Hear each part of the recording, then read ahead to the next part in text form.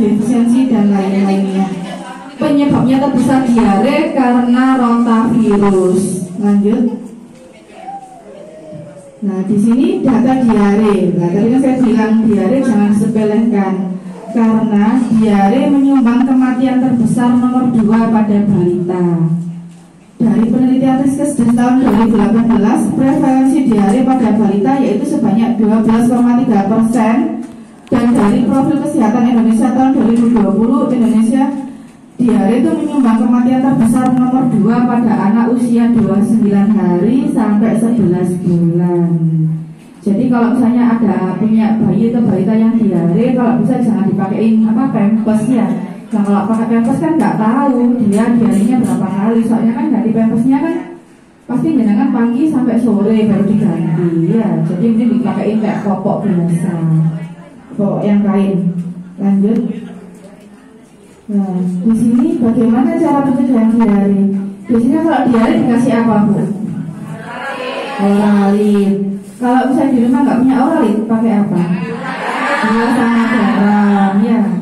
Nah, di sini untuk yang bayi itu kalau misalnya diare tetap harus memberikan ASI eksklusif selama 6 bulan dan diteruskan sampai 2 tahun. ASI eksklusif itu maksudnya bagaimana? ASI tok, gak pakai apa-apa ya. Sebenarnya namanya ASI ya, ASI tok. Jadi sampai usia 6 bulan jangan dikasih susu formula, jangan dikasih makanan. Biasanya kan terkadang kan yang mungkin biasanya mbah-mbahnya ini. Terkadang kan anakmu tambah ono susu formula, anaknya lo nangis tok. Iya, gak warak itu. Saya mbahnya terlalu sayang, bukan mbahnya benci, tapi mbahnya terlalu sayang, gak mau cucunya rewel. Jadi wes daripada rewel tambah susu. Ini tuh antara ibunya sama mbahnya pasti bentrok. Lo kata mbahnya lo disuruh minum anak susu formula biar anaknya sehat karena asinya kurang. Padahal harusnya tuh cukup dikasih ASI aja, bayi nggak akan kekurangan, gitu loh. Jadi terutama di malam hari produksi ASI itu sangat banyak. Terkadang kan kalau malam itu kalau punya bayi tidur, dibiarin tidur enggak? Dibangunin enggak kalau malam? Atau ibunya ikutan tidur? Pasti ikutan tidur, soalnya begadang. Ya. Jadi kalau malam hari itu produksi ASI itu sangat banyak. Jadi itu malam hari. Paling enggak itu biasanya kalau bayi 2 jam sekali diminumin, dikasih ASI. Kalau dia malam waktunya tidur ya dibangunin. Nah, kalau misalnya dibiarkan sampai dia minum kurang ASI, akhirnya bisa kuning bayinya. Nanti lama-lama juga dia bisa dehidrasi. Kemudian saya lanjutkan, berikan makanan pendamping ASI sesuai umur anak. Lah, biasanya dikasih pendamping ASI mulai umur berapa? 6 bulan. Benar ya, 6 bulan ke atas baru kasih makanan ya.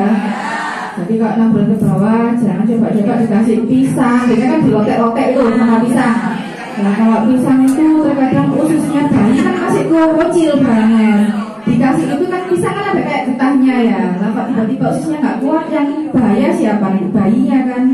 Nanti yang betul kan sampai sendiri. Terutama biasanya mbak-mbaknya harus bilangin sama pisang anakmu itu. Dirubah ya pola pikirnya.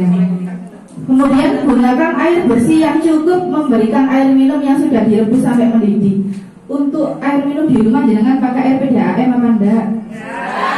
Enggak ya, kalau air PDAM enggak layak untuk diminum karena airnya kan kotor. Kalau buat mandi masih boleh.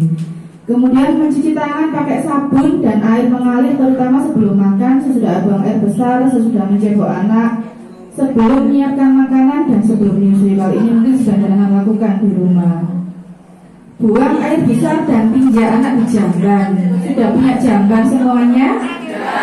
Ya, berarti nggak ada anak kecil yang BAB di selongan, di got-got itu nggak ada ya. Berikan imunisasi rotavirus lengkap sampai usia 6 bulan. Berikan imunisasi yang mengandung antigen campak. Lanjut.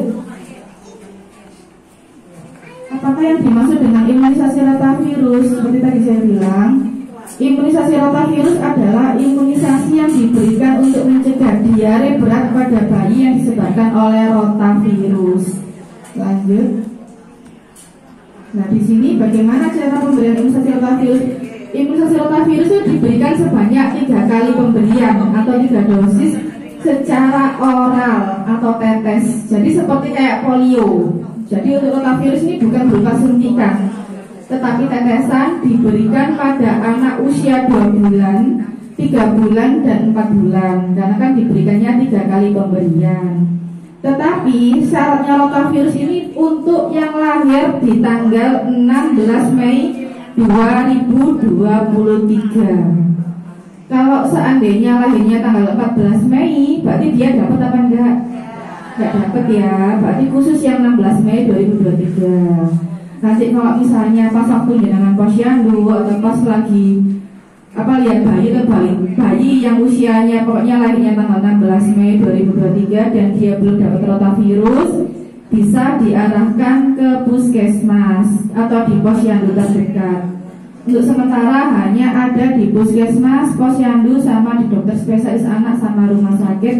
Di bidang praktek belum ada karena rotavirus harganya masih sangat mahal dan terbatas. Kita puskesmas belum mengalokasikan atau belum ngasih ke bidang praktek. Kemudian imunisasi polio oral diberikan terlebih dahulu, kemudian diikuti dengan pemberian imunisasi rotavirus. Nah tadi kan saya bilang rotavirus diberikan mulai usia berapa Bu? 2 bulan. Kalau 2 bulan dia biasanya dapat imunisasi apa aja?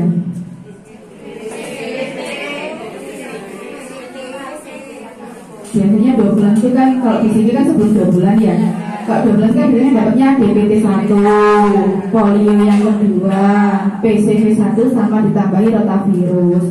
Berarti dia dapat polio tetes 2 tetes, terus rotavirus dapat 5 tetes sama suntikan kanan kiri DPT sama PCV.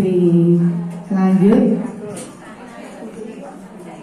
Ini di mana imunisasi rotavirus dapat diperoleh? Pelayanan imunisasi rotavirus dapat diperoleh di posyandu serta fasilitas pelayanan kesehatan yang melayani imunisasi rutin lainnya seperti puskesmas. Lanjut. Apakah imunisasi rotavirus aman diberikan bersama imunisasi lainnya?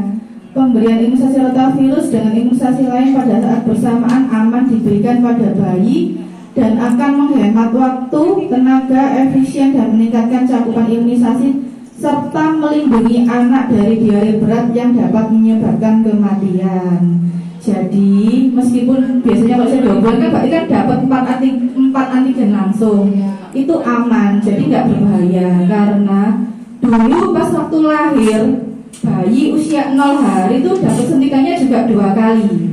Jadi di paha kiri dia disuntik vitamin K supaya nggak terjadi pendarahan, dan di paha sebelah kanan dia dapat imunisasi hepatitis B. Jadi bayi 0 hari pun dapat suntikan 2 kali, nggak ada masalah. Nah, jadi usia 2 bulan pun dia dapat suntikan 2 kali paha kanan paha kiri itu pun nggak ada masalah. Karena pasti misalnya DPT sama PCV yang ada efeknya panas hanya DPT-nya, PCV nggak ada efeknya panas, IPV juga nggak ada efeknya panas. Jadi jangan nggak usah takut. Terkadang kan sakno kalau misalnya disuntik kok kanan kiri langsung. Padahal tujuannya itu untuk melindungi anak itu tadi supaya dia intinya nggak gampang